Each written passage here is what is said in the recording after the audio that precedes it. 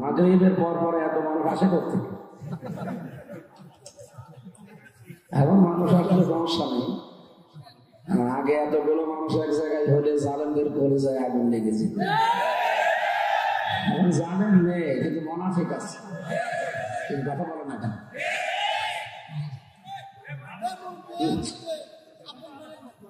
নিজের থেকে ঠিক করে। চাষি এলাকায় চাষ হয় না, আলু চাষ হয়, এরপরে ধান চাষ হয়। ধান কৃষকের বাড়িতে এত বেশি হয়েছে যে গোলায় বা ঘরে রাখার জায়গা নেই, বাইরে বিভিন্ন জায়গায় ফেলে রেখেছে। কৃষকের মন খারাপ হয় যে এত ধান কেন হলো নাকি। কৃষক ধান যত বেশি হয় যেমন আনন্দ পায়। আমরা কোরআনের অনুষ্ঠানে যারা এসেছি, আজকে যারা আলোচনার আয়োজন করেছে কর্তৃপক্ষ, মানুষ বেশি হলেও এদের কোনো কষ্ট নেই, এদের আরো আনন্দ। যদিও আপনাদের বসতে দিতে পারে, মনে হয় জায়গা আরো বৃদ্ধি করার দরকার ছিল। আপনাদের বসার জায়গা গাড়ি আছেন কেন? ওখানে বসার কিছু নেই, ঘাস আছে। এলাকা মনে হয় গরিব, মাটিও দিতে পারেনি, কাপড় দেওয়া আছে, বসেন না কেন? আমরা বসে পড়ে 10-5 মিনিট না, 1-1.5 ঘন্টার সময় আমরা 1 ঘন্টা তো অবশ্যই বসে জায়গা পেলে বসে যান। আমরা কোরআনে কারীম থেকে তাফসীরুল কোরআন মাহফিল লিখেছি, তারপর আবার আজিমুশ শান আমরা হক আদায় করে কোরআন থেকে কথা বলার চেষ্টা চালাবো ইনশাআল্লাহ। মঞ্চে বসা ওলামা ইকরাম, বিশেষ করে আপনাদের এলাকার সন্তান, এই পাশের কাহালু উপজেলার সাবেক উপজেলা চেয়ারম্যান, ইসলামিক চিন্তাবিদ, শিক্ষাবিদ, রাজনীতিবিদ জনাব অধ্যক্ষ তায়েব আলী, আতালাল্লাহু আমরাহু ওয়া বারাকাল্লাহু ফি হায়াতিহি, বিভিন্ন মাদ্রাসা প্রিন্সিপাল, ভাইস প্রিন্সিপাল সহ শিক্ষক শিক্ষিকা মন্ডলী বিভিন্ন জায়গায় যারা বসে আছে, হায়াতে তাজ্জবা সিহাতে কল্লিয়া কামনা করছি। যাদের মেহনতের কারণে আজ আমরা হামজা হতে পেরেছি, যারা পেছনে শ্রম দিয়েছিল, এই জন্য আজকে আমরা হামজা। নয়তো আমি এখন ওই কোনো কারখানায় বসে বসে লোহা পিটাতাম। কি কথা বলে না কেন? অথবা ধান লাগাতে হতে আমাদের। যদিও কাজগুলো দুইটাই ভালো। যারা লোহা পিটিয়ে সোজা করে, যারা এই রোদে পড়ে বৃষ্টিতে ভিজে ধান লাগায়, আল কাসিব হাবিবুল্লাহ, নবীজি বলেন এরা আল্লাহর বন্ধু। এই জন্য এই গ্রাম অঞ্চলটা আপনারা কাজ করে যারা খান, নিজেদেরকে কখনো ছোট মনে করবেন না। অনেক দামি মানুষ আপনি, অন্তত সালমান এফ রহমান এই দরবেশের চাইতে টাকা 36,000 কোটি টাকা চুরি করেছে। যদি ইসলাম থাকতো এই দেশে, ওর কবে হাত কাটা পড়ে যেত। এই কথা বলো না কেন? শুধু ওর না, এদেশে বহু মানুষের হাত গলায় থাকতো না, ঝুলত। আর আমরা ওই ব্যবস্থার সামনে দেখতে চাই। চোর মুক্ত বাংলাদেশ চাই না, চাঁদাবাজ মুক্ত বাংলাদেশ চাই না, সবাই যাচ্ছে এটা। সুতরাং এইটা আমাদের আল্লাহ দেখাবেন সামনে। এদেশে চোর থাকবে না। যারা কাজ করে খাচ্ছেন, বিশ্বনবী জানিয়েছেন ওতুল আজির আজরাহু ক্বাবলা আইয়া জুফা আরতুহু, শ্রমিকের ঘাম শুকিয়ে দেওয়ার আগে তার টাকা তার হাতে ধরিয়ে দাও। এত মর্যাদা আপনাদের। মনে করছেন আমি মাঠে 8-10 ঘন্টা রোদের ভেতরে বৃষ্টিতে ভিজে ধান লাগাই, এটা আবার কি মানে? আদম নবী নিজে কৃষক ছিলেন, তিনি চাষি ছিলেন। সুবহানাল্লাহ বলতে পারবেন? তিনি চাষ করে খেতেন। সুতরাং যারা চাষ করে খান, সে আলু ভাটি বলেন আর ধান হোক, আপনারা আদম নবীর বন্ধু। বিশ্বনবী নিজে ব্যবসা করে খেতেন। সুতরাং এখানে যারা ব্যবসায়ী আছেন, আত-তাজির সাদুকুল আমিন মান নাবিয়্যিনা ওয়া সিদ্দিকিনা ওয়া শুহাদা'i ওয়াস সালিহিন, আমানতদার সৎ ব্যবসায়ী যারা কিয়ামতের দিন তারা নবীদের সাথে, সিদ্দিকদের সাথে, শহীদদের সাথে, সালিহিন বান্দা যারা নেককার, তাদের সাথে হাসরে উঠবে। সুতরাং যারা ব্যবসা করে খাচ্ছেন, কখনো নিজেদেরকে ছোট্ট ভাববেন, অনেক বড় মানুষ। মেয়েরা যারা বাড়িতে কাজ করে খান, বিশ্বনবী মুহাম্মদ রাসূলুল্লাহ সাল্লাল্লাহু আলাইহি ওয়াসাল্লামের স্ত্রী হযরত খাদিজাতুল কুবরার সাথে আপনি জান্নাতে উঠতে পারবেন। খাদিজা রাদিয়াল্লাহু তাআলা আনহা, আপনারা জানেন উনি জীবনে নামাজ পড়েন, রোজা রাখেন, হজ করেন, যাকাতও দেন, একদিন পর্দায় থাকেন। কারণ এই বিধানগুলো নাযিল হয়েছিল সব তার ইন্তেকালের পরে। এখানে কথা করে নড়াচড়া করে নিস্তব্ধ হয়ে শুনে। অথচ জান্নাতে আল্লাহ নিজে ঘর বানিয়ে তার জন্য পাঠিয়ে দিয়েছিলেন। এই পৃথিবীতে একটাই মহিলা যাকে আল্লাহ সালাম দিয়েছেন এবং জান্নাতে ঘর তৈরি করে তার জন্য সুসংবাদ পাঠিয়েছেন যে এই ঘর আপনার জন্য আল্লাহ বানিয়েছেন। কি এমন কাজ করলেন তিনি যে নামাজ নেই, রোজা নেই, হজ নেই, যাকাত নেই, জীবনে একদিন পর্দায় থাকলেন না। তার জীবনে সবচাইতে বড় কাজ ছিল স্বামীর পেছনে শ্রম দেওয়া। তিনি স্বামীকে অভয় দিতেন। আমাদের স্ত্রীরা যদি এই অভয়গুলো কোনো স্বামীকে দিতে পারে, সে স্বামী যেন মনে করে যে হ্যাঁ অবশ্যই সে রাসূলুল্লাহর দেখানোর পথে আছে। হযরত খাদিজাতুল কুবরা স্বামীকে বলেছিলেন, কাল্লা ওয়াল্লাহি লা ইয়াহজিকা আল্লাহু আবাদা, কখনোই না, আপনি ভয় পাবেন না, কখনোই আল্লাহ আপনাকে ভয় দেখাতে পারেন না। ইন্নাকা লা তাসিলুর রাহিমা, ইন্নাকা লা দিয়েছে না, লা না দিলে ইন্না না দিলেও অর্থ হয়ে যাবে। দুইটা গ্যারান্টি দিয়ে হযরত খাদিজা বলছিলেন অবশ্যই আপনি রক্তের সম্পর্কগুলো ঠিক রাখেন। এই হাদিসের বর্ণনা থেকে বোঝা যায় যারা রক্তের সম্পর্ক ঠিক রাখে আল্লাহ তাদেরকে পৃথিবীর সব ভয় থেকে মুক্ত রাখে। আজ বাংলাদেশ সহ বিশ্বে আমরা রক্তের সম্পর্কের ব্যাপারে একেবারে উদাসীন। অনেকে মনে করি এইটুকু আর কি, অথচ এটা আল্লাহ আরশের সাথে ঝুলেছিল। এই যে রেহেম যেটা বলা হয় রক্তের সম্পর্ক, আল্লাহর কাছে জিজ্ঞাসা করছে রব্বুল আলামিন, সব কিছু তো তোমার বানানো হয়ে গেল, যার সম্পর্কে যা বলে ফেললে, আমার সম্পর্কে তোমার কোনো কথা নেই, আমি কি করব? আমার সম্পর্কে তোমার রায় কি? আল্লাহ ওই দিন বলেছিলেন, রেহেম তোমার সম্পর্কে আমার কথা হচ্ছে, দুনিয়াতে যারা তোমার সাথে সম্পর্ক রাখবে আমি আল্লাহ তাদের সাথে সম্পর্ক রাখবো, যারা তোমার সাথে সম্পর্ক ছিন্ন করবে আমি আল্লাহ তাদেরকে ছেড়ে দেব। বলেন নাউজুবিল্লাহ। কি বুঝলেন এখান থেকে? কত বড় কঠিন বিষয়। আল্লাহ আপনার সাথে সম্পর্ক রাখবে না যদি আপনি রক্তের সম্পর্ক ঠিক না রাখেন। বাংলাদেশে বহু মানুষ নামাজ পড়ে, রোজা রাখে, এদিকে তাকান, একটা ড্রোন উড়িয়ে যাচ্ছে, এটা দেখতে যদি আপনি কোরআন বাদ দিয়ে ওদিকে তাকান, আমার মনে হয় পরিমণি এখন আসলে আপনি সব বাদ দিয়ে দৌড়াবেন। বলছে ঠিক।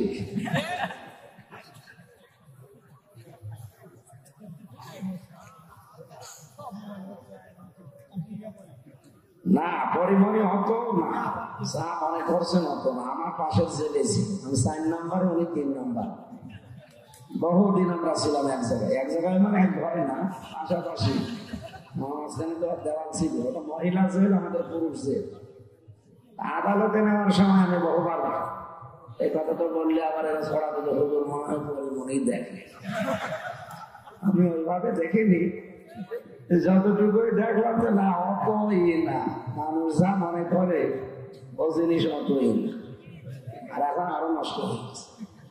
কি কথা বলে না? এই যে চেহারাটাই যার কাটিং ঠিক আছে, ভেতরে কিছু আছে। 5টা স্বামী পাল্টিয়েছে, বলেন সুবহানাল্লাহ। নবীজি বলেন ওই মহিলার উপরে লানত যে বারবার স্বামী পাল্টায়। আর কয়টা স্বামী পাল্টিয়েছে? 5টা। এজন্য ওইটার দিকে না তাকিয়ে কোরআন কি বলছে সেটা বোঝার চেষ্টা করেন। এদিকে আরো একটি ভালো লাগবে, এটা ক্লাস চলছে, কত শিক্ষক বসে আছে দেখতে পাচ্ছেন, এটা ফাজিল মাদ্রাসা। তার মানে এখানে বহু আলেম আছে।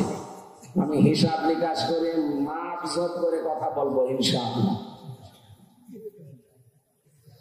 যে কথাটা তুলেছিলাম, চিন্তা ভাবনা করবে যাদের রক্তের সম্পর্ক ঠিক নেই, বলেন তো, আপনার ভাইয়ের সাথে রক্তের সম্পর্ক না, আপনার বোনের সাথে, আপনার মা বাবার সাথে, এ কথা বলছে না কেন?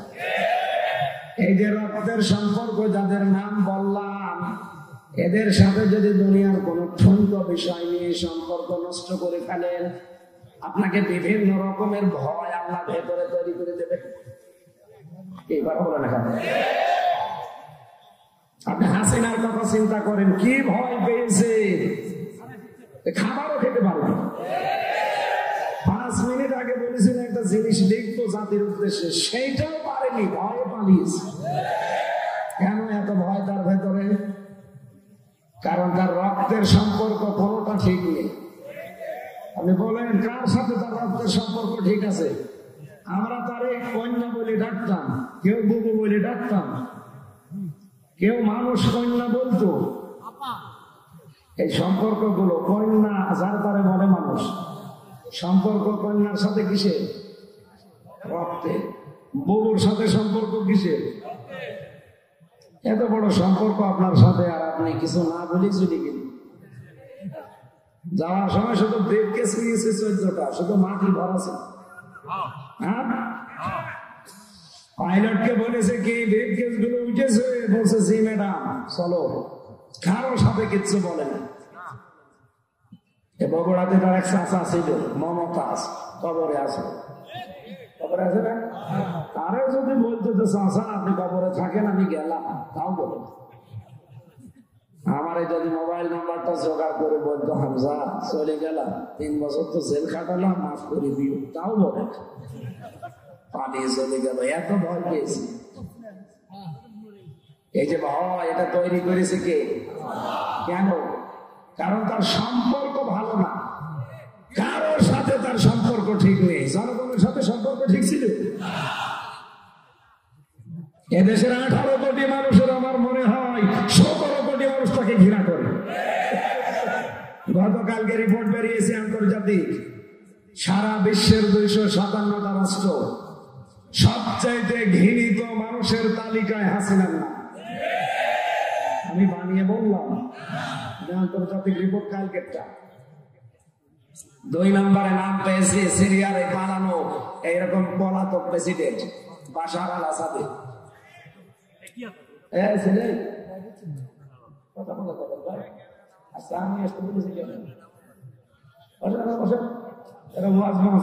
শোনে না, এরা খালি ভাঙ ফোন করে ঘুরে বেড়ায়। মনে করে আমরা ওয়াজ দিয়েছি, এই কথা আবার শোনা রাখবে।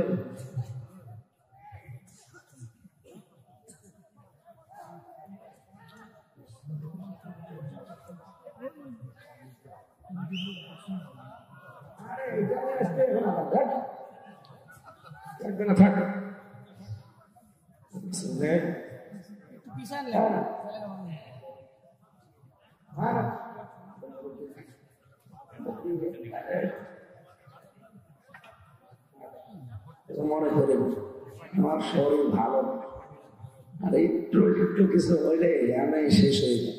কারণ ডাক্তার বলেছে আপনি টেপ মেরে রাখবেন, কিছু সাইডে লিখে দেবে। এমন অবস্থা, কণ্ঠের রগগুলো সব ফুলে গেছে, আর শরীরে মাথার চুল থেকে পায়ের তালু পর্যন্ত এমন কোন জায়গা নেই জালেমরাই 3 বছরের টর্চার করে।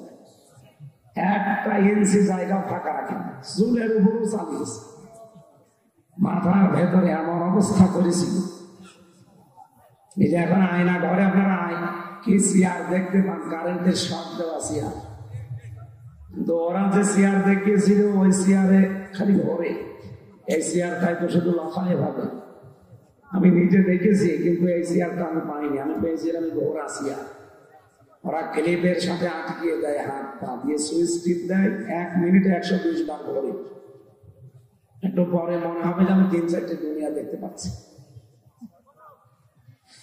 এই জন্য ওরা টর্চার যা চালিয়েছে, 11 ঘন্টা ওরা আমার মাজায় দড়ি লাগিয়ে টানিয়ে দিয়েছে। পিটানো তো সে আল্লাহ রাস্তায় আছে। এমন কোন শরীরে জামা কাপড় খোলা যায় না, এমন কোন ইঞ্চি জায়গা ফাঁকা নেই যেখানে ওদের টর্চার নেই।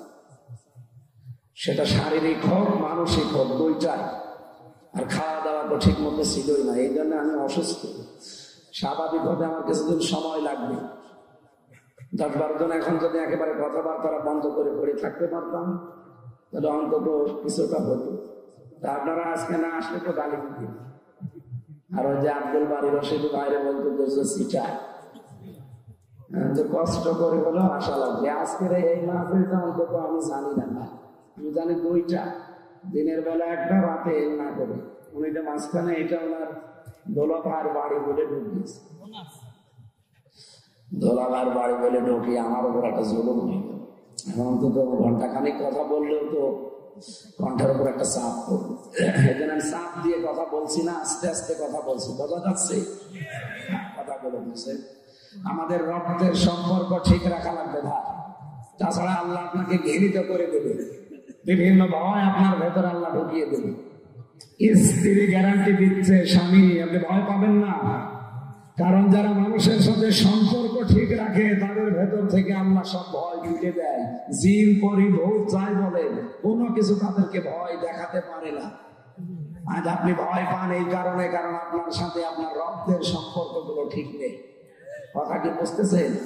তাহলে নামাজ পড়া, রোজা রাখা, হজ করা, যাকাত দেওয়ার পাশাপাশি রক্তের সম্পর্ক যাদের সাথে আছে এটাও রাখার দরকার আছে না? এটাও কিন্তু নামাজের মতো ফরজ। নবীজি বলেন, কোন স্ত্রী যদি চায় আমার স্বামী আরো বেশি দিন বেঁচে থাক, আমার স্বামীর মান সম্মান ইজ্জত আবরু টাকা পয়সা অর্থ সম্পদ ধন দৌলত আরো বেড়ে যাক, সেই মহিলা যেন তার স্বামীকে বলে, স্বামী তুমি যা করো করো, কিন্তু নিজের আত্মীয় সম্পর্ক গুলো ঠিক রাখো। এরকম মহিলা এখন দেশে নেই। আরো কি করে নিজের বোনের সাথে ভাইয়ের সাথে সম্পর্ক নষ্ট হয়, এইটা স্বামীকে শেখায়। কথা বলছেন কেন? নিজের আপন মা বাবার সাথে আমার সম্পর্ক রক্তের, সেইটা কি করে ছিন্ন করা যায়, দূর করা যায়, এইটা নিয়ে সবচাইতে বেশি ভূমিকা পালন করে আমার বউ। এরকম বউ দেশে নেই। সম্মানিত মা বোনেরা, শুধু নামাজ পড়া, শুধু রোজা রাখা, শুধু কালো বোরকা পরা ইবাদত না, রক্তের সম্পর্ক গুলো ঠিক রাখা এটা ইবাদত। মাওলানা রশিদি সাহেব যে আয়াত পড়েছিলেন, আল্লাহর ইবাদতের পরে যাদের সাথে সম্পর্ক আপনার, সেটা কিন্তু মা বাবার। সময় পাইনি এজন্য ব্যাখ্যা করতে পারেননি। আল্লাহ এত বেশি ব্যাখ্যা দিয়েছেন মার বাবার নামে কোরআনে। আমি 3, 5, 7, 12, 17, 22 পর্যন্ত ব্যাখ্যা পেয়েছি কোরআনে। এত ব্যাখ্যা দুনিয়ায় কারো নামে পড়া কোরআনে আল্লাহ দেয়নি যত ব্যাখ্যা আল্লাহ মার বাবার জন্য সন্তানের সাথে দিয়েছেন। কিন্তু দুঃখজনক হলো সত্য, এই বাংলাদেশে বহু মানুষ আমরা মা বাবাকে আলাদা করে দেই, বড় ভাইয়ের ভেতরে দিয়ে দেই, অথবা বাড়ি থেকে দাঁড়িয়ে দেই, বৃদ্ধাশ্রমে রেখে আসে। বলেন, গত পরশুদিন যে দিবসটা গেল 14 ফেব্রুয়ারি, বাংলাদেশের বহু বৃদ্ধাশ্রমে কালকে সাজিয়েছিল রঙিন সাজে। আমি নিজে গিয়েছিলাম নীলফামারী এক জায়গায় বৃদ্ধাশ্রম দেখার জন্য। যে দেখি এই বলে 25 জন মা, এই বলে 25 জন বাবা বসে আছে, প্রত্যেকের চোখের ভেতরে পানি টলটল করছে। আমি 2 জনের সাথে কথা বললাম। একজন বলছে আমার ছেলে ডিসি, আর একজন বলছে আমার ছেলে আমেরিকায় থাকে। বলেই তিনি হাওমাও করে কেঁদে ফেলেছেন। বললাম, মা কেন আপনি আজ 3 বছর এই বৃদ্ধাশ্রমে পড়ে আছেন? আমার বৌমার কারণে। আমার ছেলে একটা ডিসি, চিন্তা করতে পারেন, একটা পুরা জেলা চালাইছে। এ বগুড়া জেলা যত বড় এরিয়া, এই পুরা জেলার জন্য ডিসি কয়জন? অথচ ডিসির মা পড়ে আছে বৃদ্ধাশ্রমে 3 বছর।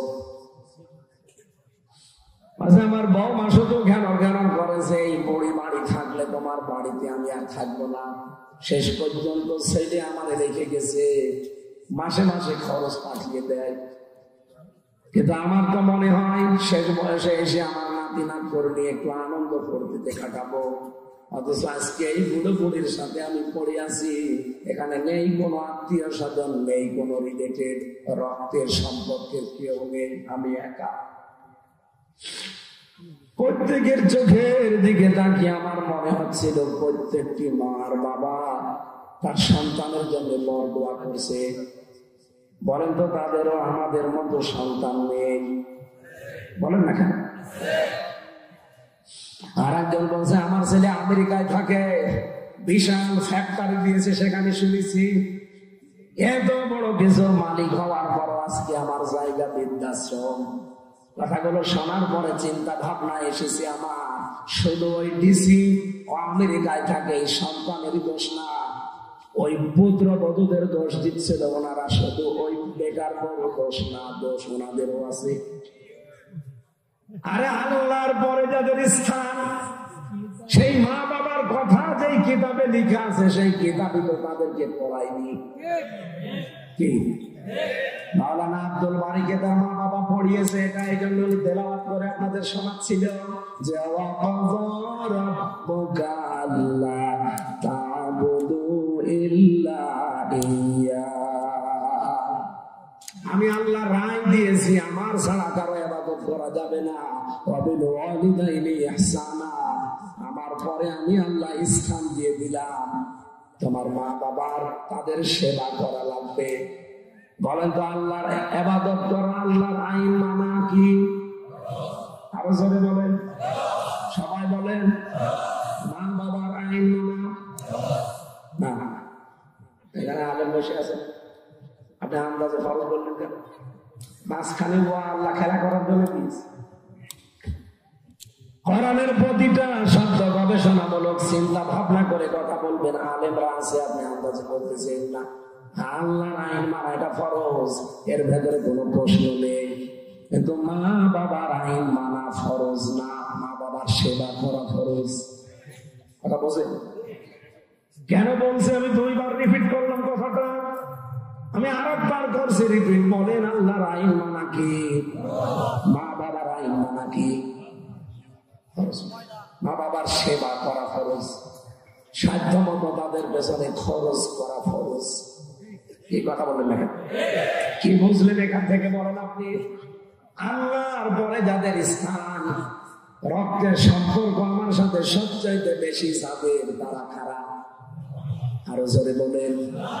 সেই মা বাবার আইন যদি মানা ফরজ না হয়, পৃথিবীতে কোন মহারথী আছে যে তার আইন মানা ফরজ হয়ে যায়? সুতরাং এই বাংলাদেশে আল্লাহর আইন ছাড়া অন্য কারো আইন চলবে না। এইটাই ফাইনাল। সামনে আল্লাহর আইন ছাড়া কারো আইন চলবে, আমরা চলতেও দেব না। হ্যাঁ, কথা বলেন না কেন? কত দূর গেল আপনি টের পেয়েছেন? আমার কথা কত দূর গেছে আপনি টের পেয়েছেন? অন্তত সারা দুনিয়া না গেলেও বাংলাদেশে আমরা এটা রাখতে চাই সামনে। আমরা যারা আল্লাহর বান্দা দাবি করছি, আল্লাহর রায় মেনে নেওয়া লাগবে। মা বাবার আইন মানা ফরজ না, যেখানে তাদের সেবা করা ফরজ, তাদের খেদমত করা ফরজ। অথচ আজ পৃথিবীতে বহু নেতা তারা আইন বানিয়ে আমাদেরকে মানতে বাধ্য করছে। এটা একটা শিরিক। এটা কি? এটা যে শিরিকটার প্রমাণ সূরা আরাফের 54 নম্বর আয়াতের মাঝে পাবেন, সূরা ইউসুফের 40 নম্বর আয়াতের মাঝে পাবেন। আলা লাহুল খালকু ওয়াল আমরু ইনিল হুকমু ইল্লা লিল্লাহ। এই 2টা আয়াতের সামারাইজ কথায় সৃষ্টি যার আইন চলবে তার, সৃষ্টি যার আইন চলবে, আরো জোরে আইন চলবে। সুতরাং এই চেষ্টা, যেহেতু আমার আল্লাহর সৃষ্টি করা, এখানে আইনও চলা লাগবে আল্লাহর। আল্লাহ বাদে কারো আইন আমরা চলতে দেব। যারা আল্লাহর আইনের বিপক্ষে অবস্থান নিয়েছেন, আল্লাহর আইন নিজেও মানেন না, অন্য কেউ মানবে, মানতেও দেন না, আপনি কিন্তু আর মানুষ নেই, আপনি একটা শয়তান। এমনকি আল্লাহর আইনকে যারা মানতে চায়, যারা মানাতে চায়, তাদেরকে কত রকমের অপবাদ এখন বাংলাদেশে দেওয়া হচ্ছে। আরে ভাই, 15.5 বছরে দিয়েছে, সেটা তো দিয়েছে, এখন আবার নতুন করে দিতে চান কোন কারণে? নতুন করে আপনি কোথায় পাচ্ছেন এই সাহস? কুড়িগ্রামে গতকালকেও একজন এই কথা জানিয়েছে যে কোরআন শরীফ জামাত ইসলামের ভাওতাবাজি। সে যেই হোক, এই লোকটা যদি এই কথা বলে এখনো তওবা না করে কিন্তু কাফের হয়ে গেছে। এই কথা বলেন না কেন? যে দলের লোক আপনি হন, আমার কোনো কিছু দেখার দরকার নেই, আপনি কাফের। কারণ কোরআন জামাত ইসলামের না, কোরআন সরমনার না, কোরআন আট রশির না, কোরআন কার। আরো জোরে বলেন, কি শব্দ বললেন? যে কোরআন জামাত ইসলামের ভাওতাবাজি বই, কোরআন দিয়ে নাকি জামাত ইসলামের রাজনীতি করে, ধর্ম ব্যবসা করে। আপনি কথা বলতে পারলেন এটা কোথায় সে লেগেছে আপনি টের পাচ্ছেন? এটা সরাসরি আল্লাহর আরশে ধাক্কা খেয়েছে।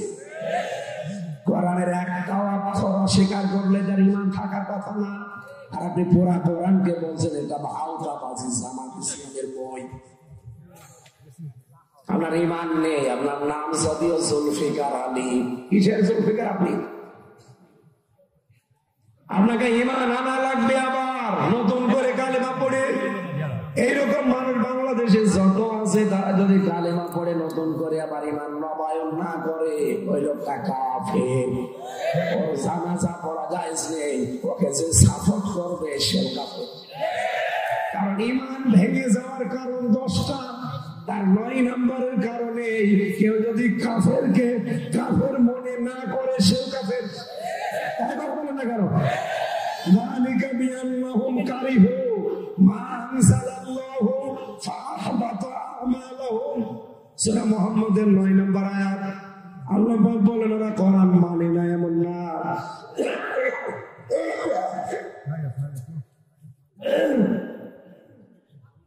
না না কিচ্ছু না, ওরা কোরআন মানে না এমন না।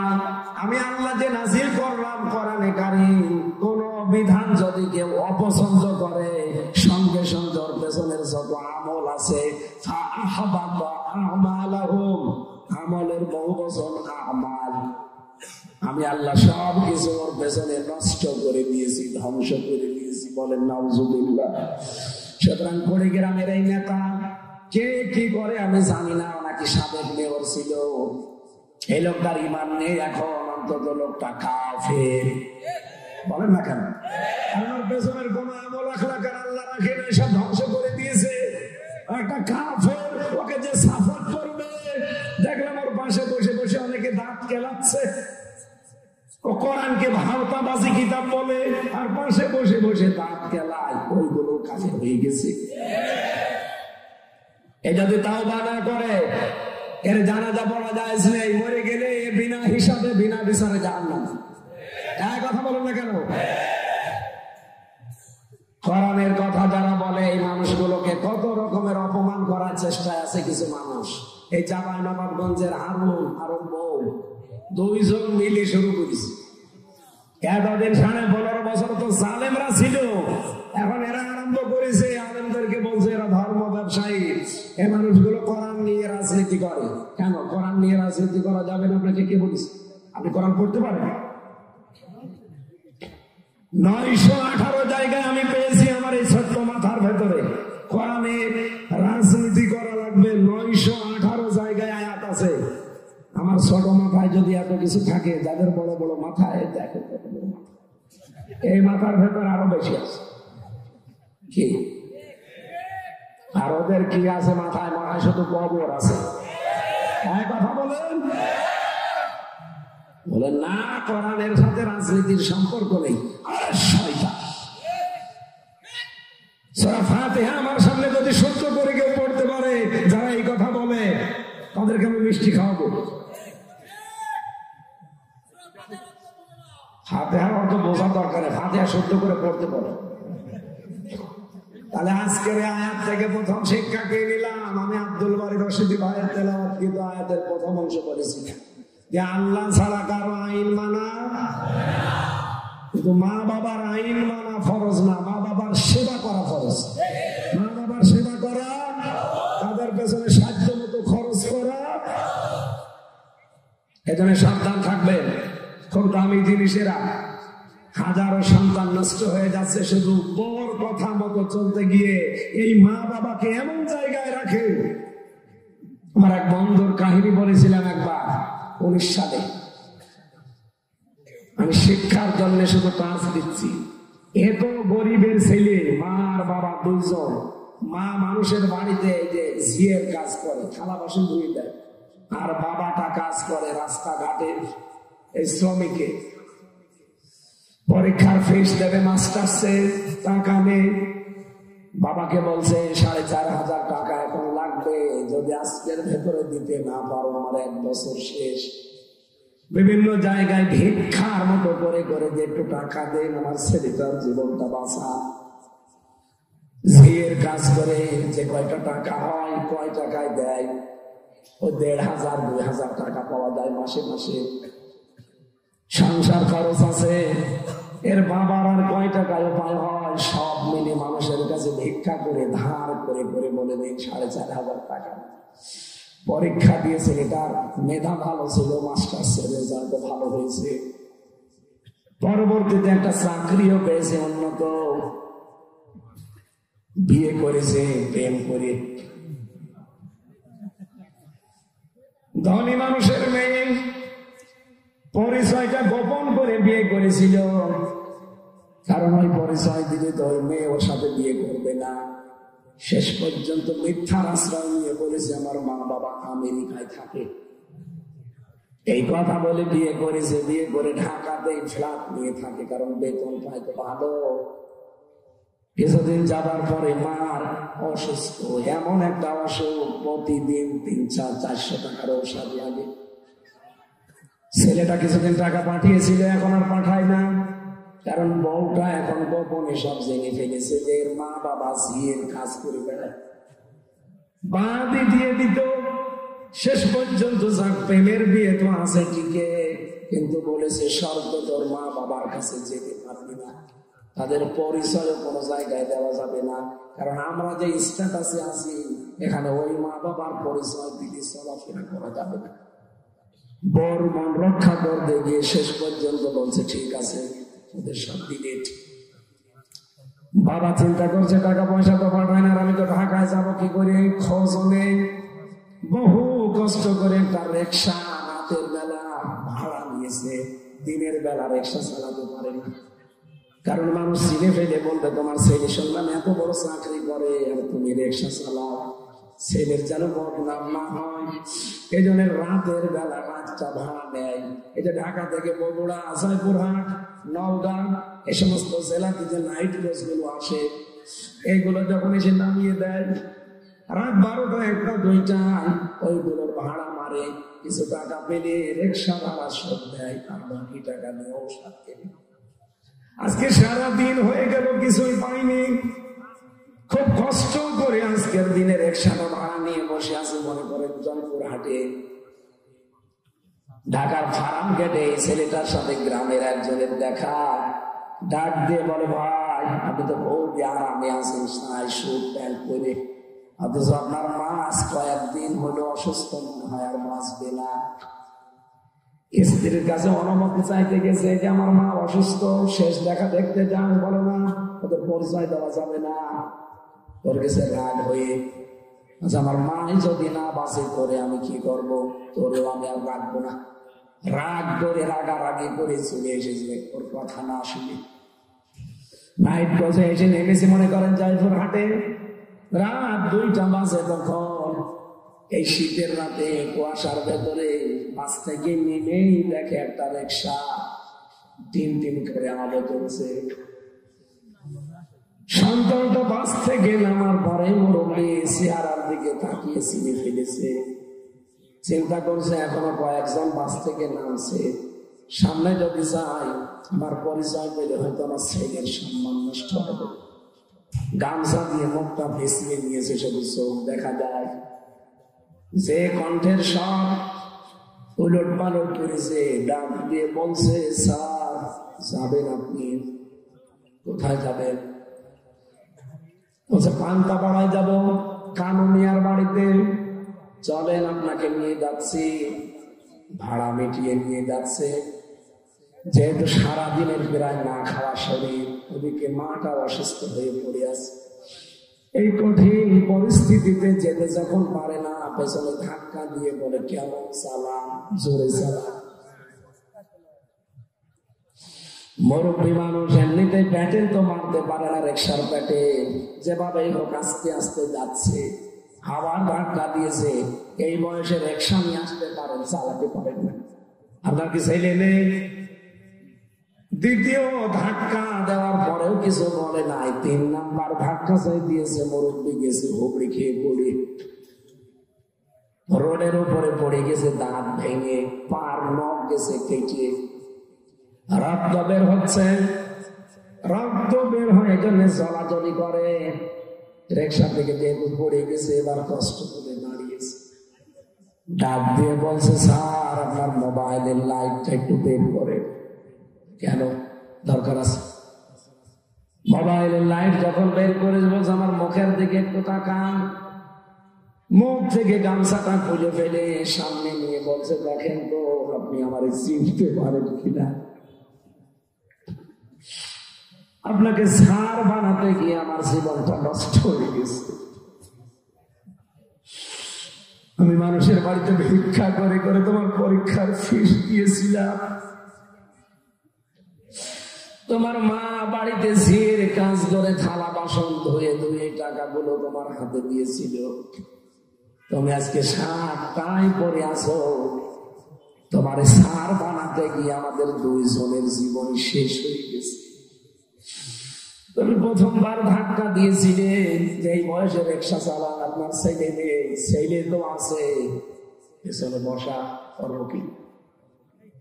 দ্বিতীয়বার যখন ধাক্কা দিলে দেখেন আমার পড়ে গিয়ে দাঁত ভেঙে গেছে, আমার পায়ের আঙ্গুল কেটে রক্ত বের হচ্ছে। ও স্যার, আমার কথা বাদ দিলাম, আপনার মার অবস্থা কিন্তু একেবারে খারাপ। 7 দিন বিছানায় পড়ে আছে, নড়াচড়া নেই। আমি ঔষধগুলো বহু কষ্ট করে কিনে কিনে তারে দেই। দিনের বেলা রিকশা চালাতে পারি না তোমার সম্মানের ভয়ে। রাতের বেলা আমি রিকশাটা ভাড়া করেছি, নিয়ে বের হই, যে কয় টাকা পাই ওইটা দিয়ে ঔষধ কিনতে চলে যায়। এই জন্য সারাদিন আমি প্রায় ডাক খেতে আছি। ছেলেটা রিকশা থেকে লাফ দিয়ে নেমে বাবার পা জড়িয়ে বলছে, আব্বা আমার মাফ করে দে। আপনি ওঠেন রিকশা, আমি কষ্ট করে ঠেলে হলেও বাড়ি নিয়ে যাব। কোথায় পেয়েছেন আপনি রিকশাটা? সে এলাকায় তো আমার মতো গরিব মানুষ নেই, তুমি নিজেও জানো। রিকশা পাবো কোথায়? আমি ভাড়া নিয়েছিলাম রাতের জন্য। দিনের বেলা ভাড়া মারতে পারি, কিন্তু তোমার সম্মানের জন্য আমি মারি না, মানুষ খারাপ বলবে। বাড়িতে তাড়াতাড়ি চলো, মনে হয় মাকে শেষ দেখা যাবে না। বাড়িতে পৌঁছানোর আগে 10 মিনিট আগে ওর মা মারা গেছে। দৃশ্য দেখে 2 মিনিটের ভেতর ওর বাবা হার্ট অ্যাটাক করে মরে গেছে। মার বাবার লাশ জড়িয়ে ধরে হাওমাও করে কাঁদে, বলে বাবা দুনিয়া থেকে চলে গেলে আমার মাফ করে গেলে না। পৃথিবীতে এখন আমাকে ডাকার মতো আর কেউ থাকলো না। ওদিকে ওর বউ যে তো রাগারাগি করে এসেছে, এই জন্য ডিভোর্স নামা পাঠিয়ে দিয়েছে। ওর অফিসে কমপ্লেন দিয়ে ওর চাকরিটা চলে গেছে।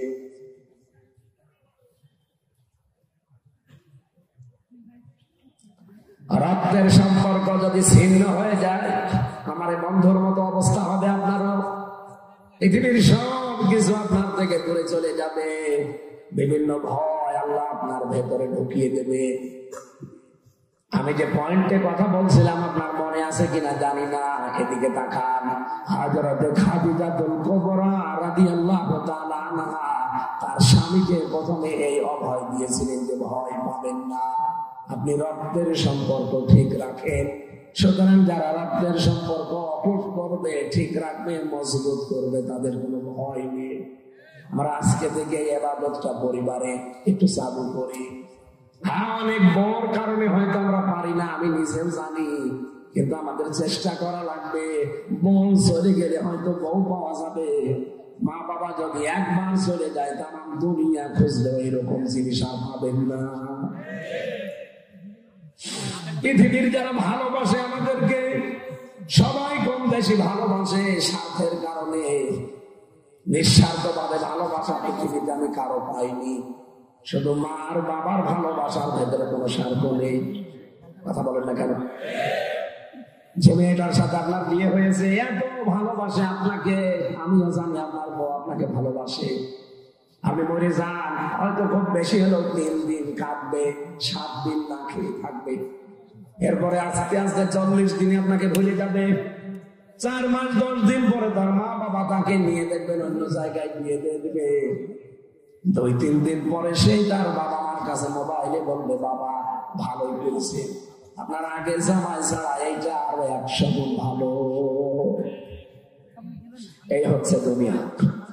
এদের পেছনে থাকতে গিয়ে এদের মন খুশি করার জন্য আল্লাহর পরে যাদের স্থান, এই মা বাবাকে নারাজ করা যাবে? কেউ করবো এখন থেকে আমরা?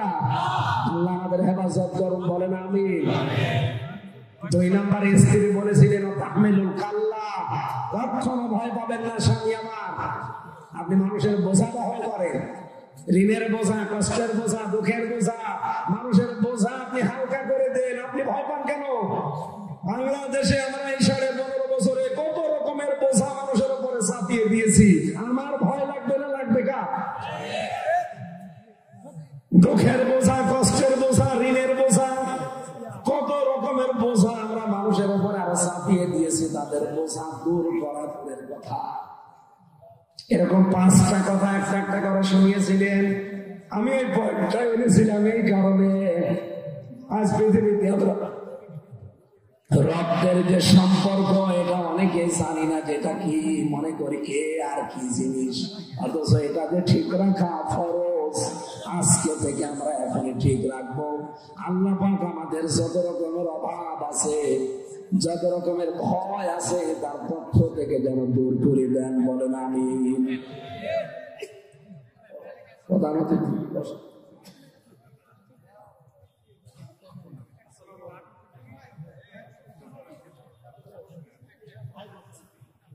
আমাদের সাবেক এমপি না, এখানে একটা কথা শোনেন। এই 15.5 বছরে যারা এমপি হয়েছে, মন্ত্রী হয়েছে, উপজেলা চেয়ারম্যান হয়েছে, মেয়র হয়েছে, এরা পোস্টারে যেন সাবেক এমপি না দেয়। ওনাদের 6 জনেরটা ভিন্ন, কারণ ওরা যে জিহাদ করে হয়েছে সেটা তো আমরা জানি। বাকি যারা পালিয়েছে এই 300 এমপির ভেতরে, এরা যদি সাবেক এমপি লেখে কোন জায়গায়, সাবেক মন্ত্রী লেখে, ওদের সাবেক চোর লেখা দরকার, সাবেক ডাকাত লেখা দরকার। কারণ আপনাদেরকে আমরা ভোট দেইনি। কথা বলুন না কেন? ভোট দিয়েছি আমরা। আমার 33 বছর বয়স, 18 বছর থেকে ভোট দিতে আরম্ভ করলে আমি 3 বার ভোট দিতে পারতাম, একবারও পারিনি। তার মানে ভোট এতদিন হয়নি। আগামী থেকে যেন আমার ভোট আমি দিতে পারি সেই ব্যবস্থা করা লাগবে। কথা বলুন না কেন? এটা আবার নস্যাৎ করার জন্য মোদী সাহেব গিয়েছিল অলরেডি ট্রাম্পের কাছে। এই বাংলাদেশ সম্পর্কে কিছু মিথ্যা তথ্য তার কাছে দিয়ে আবার ওই ডাইনি বুড়িকে এসে বসাবে। কিন্তু ট্রাম্প তো সাথে মাতাল হলো, তাহলে ঠিক আছে। আমাদের ইউনূস সাহেব, ডক্টর মোহাম্মদ ইউনূস, সেই দিন মোদী গেছে ঠিক ওই দিনই আন্তর্জাতিক মিডিয়া গুলো নিয়ে আয়না ঘর আবিষ্কার। এই দেখে, এই সেই ইলেকট্রিক শক দেওয়া চেয়ার, এখানে 12 বছর মানুষকে ঘরের ভেতরে আটক করে রেখেছিল এই মহিলা। জাতিসংঘ ওই দিনই রিপোর্ট দিয়েছে। ডোনাল্ড ট্রাম্প যা বলবে সব ভুলে গিয়ে বলছে হাসিনার ব্যাপার আর আপনার ব্যাপার, আপনারা মিঠানোর ভেতরে ঘুরিয়ে পালি। সুতরাং আবার ভোট ছাড়া নির্বাচনের ব্যবস্থা, এটা করার জন্যই মোদী এই চেষ্টা চালাচ্ছিল। যেহেতু আল্লাহ আমাদের বাঁচিয়ে দিয়েছে, সামনে আমরা চাই যেন আমার ভোট অন্তত আমি নিরাপদে দিতে পারি। কথা বলেন না কেন? একটা আমানত, একটা রায় মানে একটা আমানত। ইন্নাল্লাহা ইয়া'মুরুকুম আন তু'আদ্দুল আমানাতি ইলা আহলিহা, অবশ্যই আল্লাহ তোমাদের নির্দেশ দিচ্ছে তোমাদের যাবতীয় আমানত, এখানে আমানত যেহেতু বহু বছর তাফসিরে মারিফুল কোরআনে আল্লামা শফি রহমাতুল্লাহ আলাইহি লিখেছেন, এখানে আমানত মানে ভোট, ভয়ঙ্কর ট লেখা আছে, আপনি নিয়ে আসেন বাংলাতে, ভোট, রায়, সিদ্ধান্ত, এগুলো সব বাংলায় লেখা আছে। সুতরাং আমার রায়, আমার সিদ্ধান্ত, আমার ভোট আমি এমন জায়গায় দেব যার জন্য মানবতার কাজ হবে, দেশের কাজ হবে, ইসলামের কাজ হবে। কথা বলুন না কেন? কিয়ামতের দিন বহু মানুষ উঠবে, তার আমলনামায় জিনার গোনা লেখা থাকবে।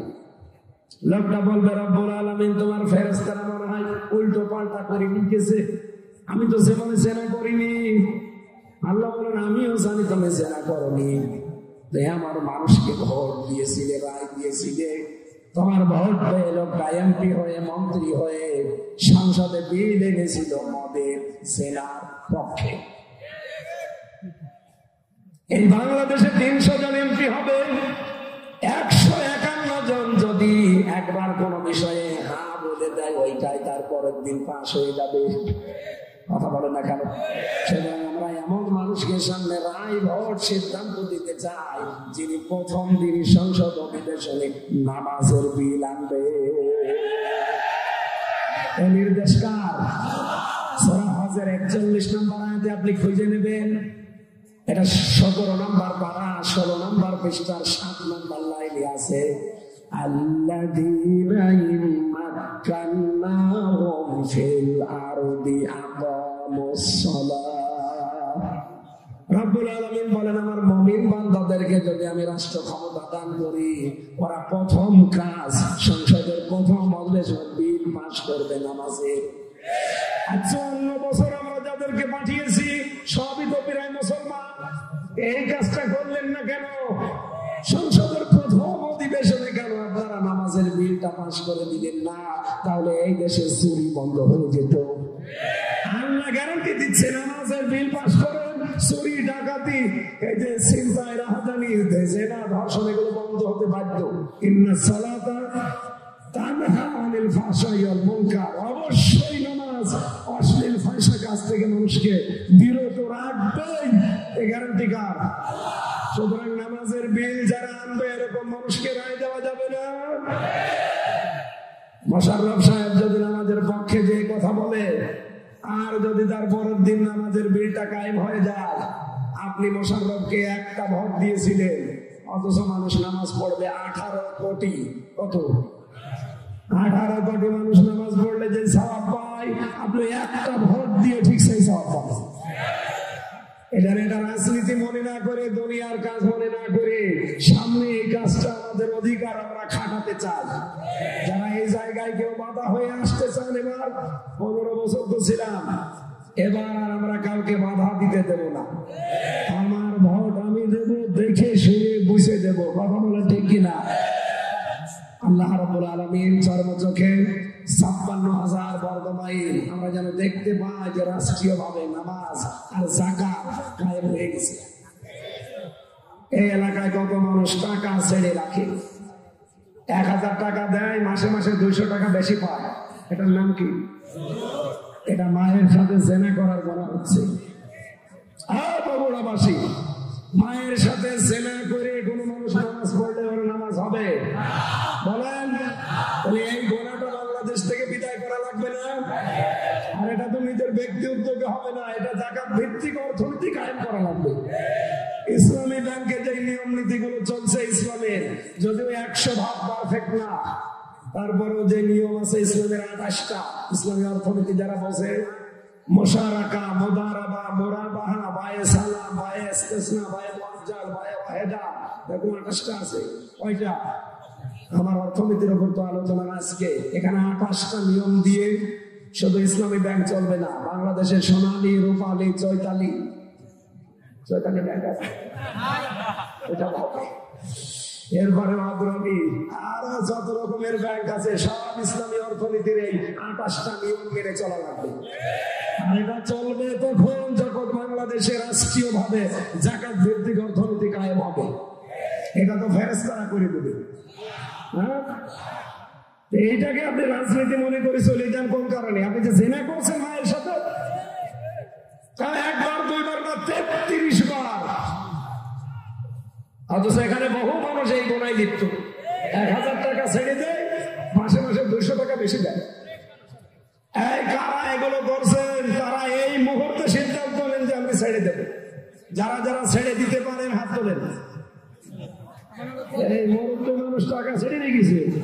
9 টাকা ছেড়েছে, এদিকে আসেন, এদিকে দাঁড়িয়েলা মানুষ, আপনি নাও চলবেন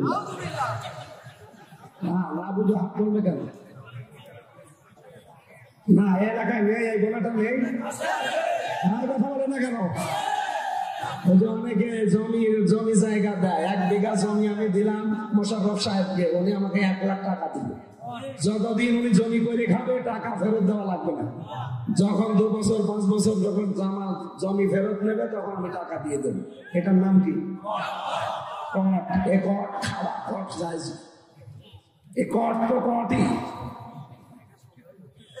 এইটা জায়েজ নেই ভাই। এটা যারা করছেন আপনি কিন্তু জেনার গোনা হচ্ছে আমলনামা, এটা ছেড়ে দেওয়া লাগবে। সত্যি করে বলবেন, এখানে অন্ধকার আছে, দেখা যাচ্ছে না। কে কে এই কটে আছেন হাত বলেন তো? না আছে, ওই যে 1 2 3 4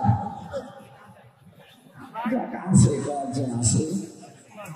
সত্যি কথা বলেছেন, আলহামদুলিল্লাহ ভাই, এটা ছেড়ে দেওয়া লাগবে। আপনি না খেয়ে মরে যান, দরকার আপনি না খেয়ে মরে যান, অন্য কিছু চেষ্টা করেন, এটা বন্ধ করেন। আর এটা যদি জায়েজ করে নিতে হয় 2টা পদ্ধতি আছে, বলবো। যতদিন মোশাররফ সাহেবের জমি করে খাবে ততদিন ওনাকে এই যে দেশের যে খাজনার সিস্টেম আছে সরকারকে দেওয়া লাগে বছরে বছরে। 1 বিঘা জমিতে কত? আমি জেলে যাওয়ার আগে 20 সালে জানতাম 67 টাকা। 1 বিঘা জমিতে খাজনা আসে কয় টাকা? 67। এখন হয়তো বাড়তে পারে, খুব বেশি বাড়বে না, হয়তো 70 টাকা হতে পারে। এই টাকাটা সেই কয় বছর উনি জমি করে খাবে, ওই টাকা ওনারা দেওয়া লাগবে। 2 নম্বরে যখন উনি আমার কাছ থেকে টাকা ফেরত নেবে 1 লাখ, তখন 8 থেকে 10,000 টাকা কম যাবে। আমি জানি আপনারা এটা মানবেন না, কারণ এটা লস। এই লাভ লসের মালিক কে বলেন তো? আপনার লাভ হলো লস হলে আল্লাহর বিধান আগে, তারপরে তো লাভ লস। এক লোক গরু বিক্রি না করে নিয়ে আসতেছে, ডাকাতের কাছে ধরা। চাচা গরু বিক্রি করেননি? বলছে বাবাজি দাম পাইনি। বলছে দাম পাওয়ার দরকার কি, টাকা তো আমরা নেব। আপনার লাভ হোক লস হোক আপনি বিক্রি করে দেবেন, টাকা তো আপনি বাড়ি নিয়ে যেতে পারবেন না, টাকা তো আমাদের। আপনার লস হোক লাভ হোক ওইটা দেখার দরকার নেই, বিধান কার?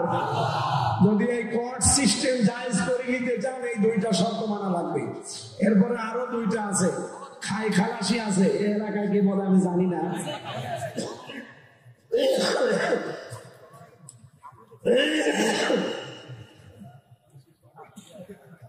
না, আমার ইসলামী অর্থনীতির উপর আজকের আলোচনা না, আজকের আলোচনা রমজানের উপরে। আমি তেলাওয়াত করেছিলাম সূরা বাকারার 183 নম্বর আয়াত, রমজান কি দিতে আসে, কিন্তু সে বিষয়ে তো সেটাই পারলাম না। খাদিজাতুল কুবরার এক হাদিসে আমার একদম চলে গেছে।